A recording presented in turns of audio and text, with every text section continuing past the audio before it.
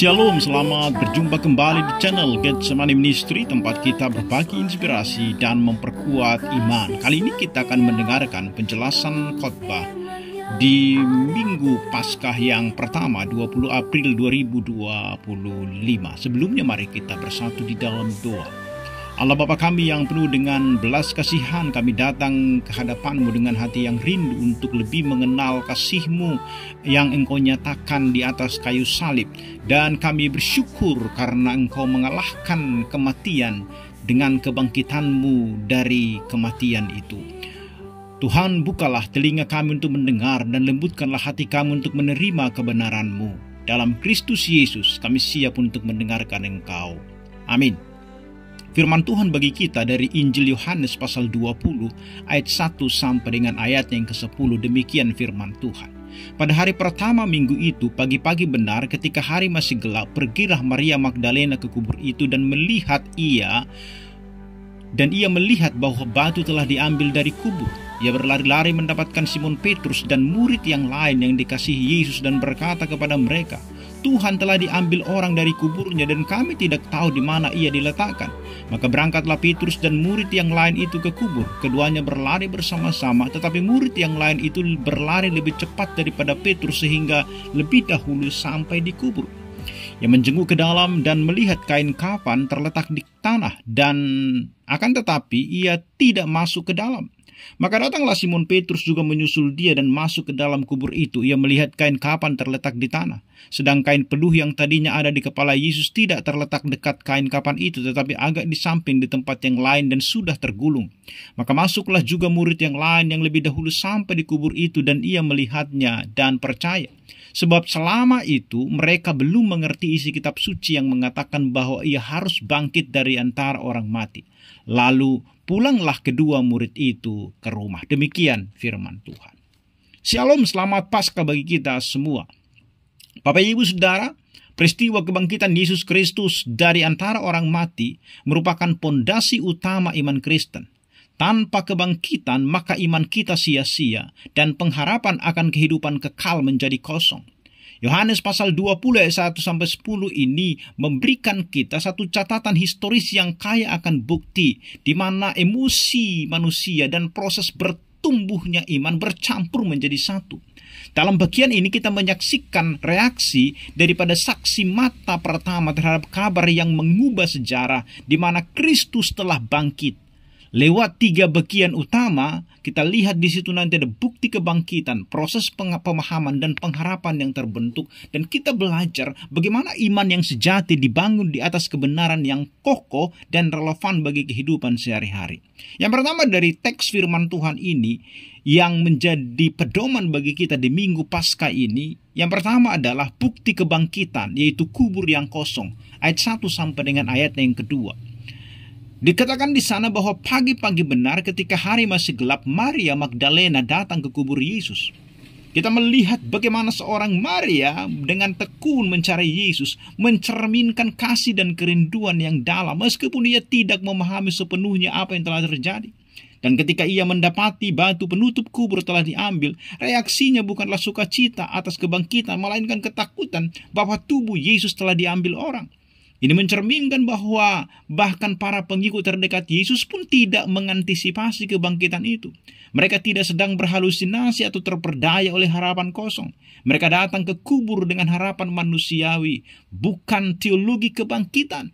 Fakta bahwa Maria mengira tubuh Yesus justru dicuri menambahkan kredibilitas narasi ini bahwa kebangkitan bukanlah hasil dari keyakinan yang sudah ada sebelumnya, melainkan respon terhadap realita yang sedang mereka saksikan secara langsung. Kubur yang kosong adalah fakta historis, bukan sekedar mitos atau simbol, tetapi ruang kosong yang secara fisik ada dan menjadi saksi bisu atas pekerjaan Allah yang dahsyat. Fakta ini merupakan dasar iman Kristen bahwa Kristus tidak mati selamanya. Ia benar-benar bangkit. Ia benar-benar mengalahkan kematian itu. Dan kematian bukan lagi sesuatu hal yang harus ditakutkan oleh manusia. Ini meneguhkan bahwa iman Kristen bukan hanya soal percaya saja, tetapi percaya berdasarkan bukti yang nyata. Apa yang menjadi aplikasinya dalam kehidupan kita? Dalam kehidupan sehari-hari kita sering diperhadapkan dengan keraguan dan tantangan yang membuat iman kita goyah. Dalam momen-momen tersebut kita perlu kembali pada dasar iman kita, bahwa Kristus yang bangkit, kubur yang kosong, dan janji yang tidak pernah gagal. Maka fakta kebangkitan memberikan penghiburan dan kekuatan bahwa tidak ada situasi yang terlalu gelap bagi terang Allah untuk bersinar. Bapak Ibu Saudaraku yang kekasih, yang kedua adalah kita lihat dari ayat 3 sampai dengan ayat yang ke-7 itu, di mana proses pemahaman yaitu iman yang bertumbuh di sana. Kita lihat di situ setelah mendengar berita dari Maria, Petrus dan murid lain yang kita kenal sebagai Yohanes segera berlari menuju kubur. Yohanes tiba lebih dahulu tetapi menahan diri untuk masuk. Sebaliknya Petrus sesuai dengan karakternya yang impulsif langsung masuk dan melihat kain kafan terletak di tanah. Yohanes kemudian masuk juga dan melihat kain pelu yang berbungkus kepala Yesus, bukan dalam keadaan berserakan tetapi tergulung rapi dan terletak di tempat tersendiri. Rincian ini sangat penting. Jika tubuh Yesus dicuri, para pencuri tidak akan menyisihkan waktu untuk membuka dan melipat kain kafan. Fakta bahwa kain itu terletak rapi menunjukkan bahwa tidak ada kekacauan atau tindakan terburu-buru. Ini adalah tanda bahwa Yesus bangkit dengan cara yang supranatural, tidak dengan membuka kain itu melainkan keluar darinya seperti ia melewati pintu yang tertutup. Poin penting di sini bagi kita adalah bahwa iman bertumbuh lewat proses. Yohanes yang awalnya ragu, setelah dia melihat, kemudian dikatakan di ayat 8 itu, ia melihat dan percaya.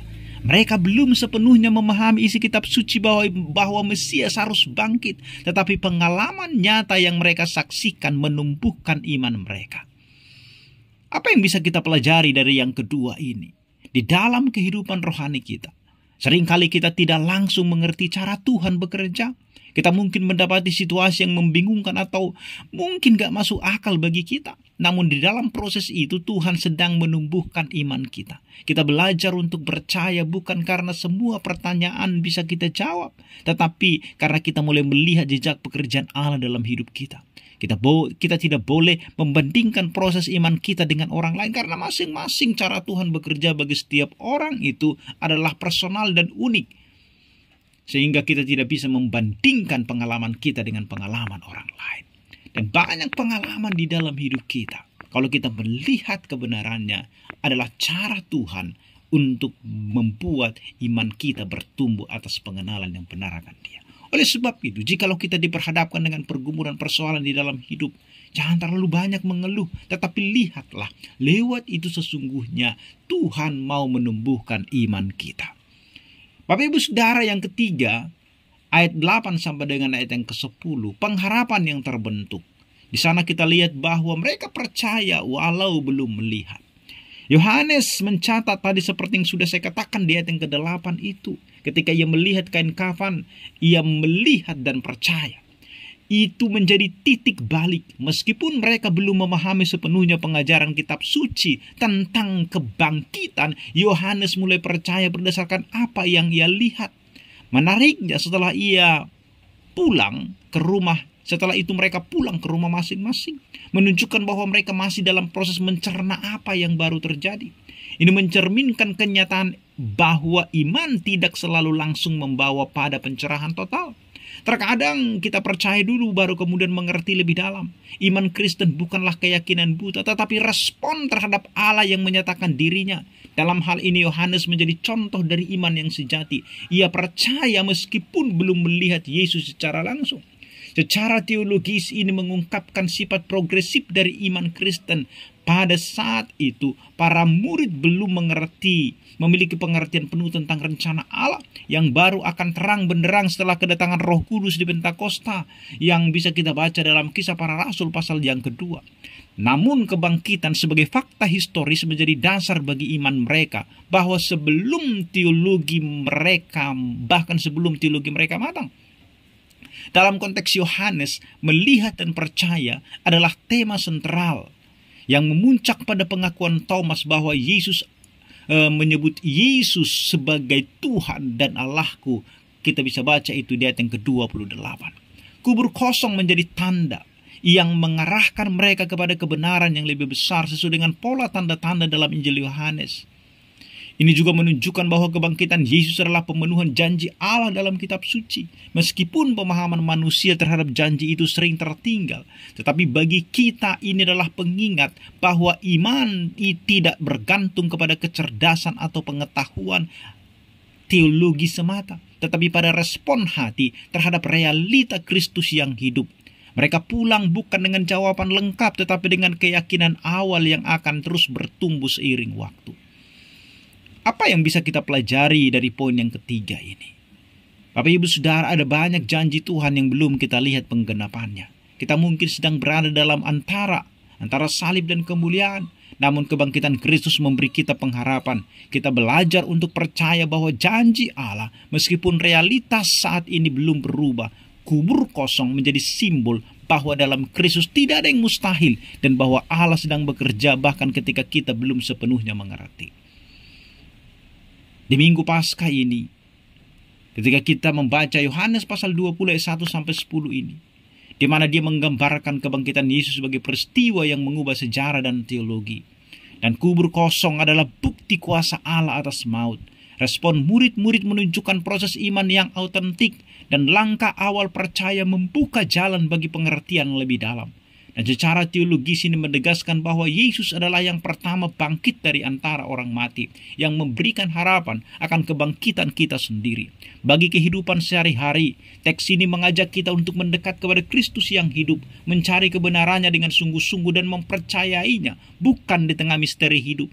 Kebangkitan bukan hanya sekedar teologi atau doktrin, tetapi realita yang memberi kekuatan untuk menghadapi setiap hari dengan iman dan harapan bahwa kita suatu saat juga akan dibangkitkan ketika kita mati. Di dalam perikop ini, sesungguhnya mengajak kita memandang kebangkitan bukan hanya sebagai peristiwa masa lalu, tetapi sebagai kenyataan yang mengubah cara kita menjalani hidup kita hari ini. Kita percaya karena ada bukti, yaitu kubur kosong. Kita dibentuk melalui proses dan iman yang bertumbuh. Dan kita hidup di dalam pengharapan, percaya meskipun belum melihat secara utuh. Di tengah dunia yang penuh ketidakpastian, hari ini kita memiliki dasar yang pasti. Bahwa Kristus bangkit, Kristus hidup. Maka pertanyaannya, apakah kita sudah mencerminkan kuasa kebangkitan itu? Apakah kita yakin kalau kita mati nanti, kita juga akan dibangkitkan?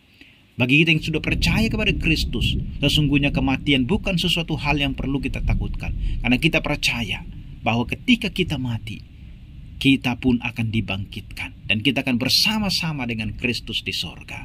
Amin. Selamat Paskah bagi kita. Kiranya Tuhan memberkati kita. Kita berdoa. Segala kemuliaan bagimu, dan kami bersyukur Tuhan atas kebangkitan-Mu mengalahkan kematian, sehingga kami juga memiliki pengharapan bahwa kami pun akan dibangkitkan ketika kami mati. Terpujilah Engkau, dalam Kristus Yesus kami berdoa. Amin.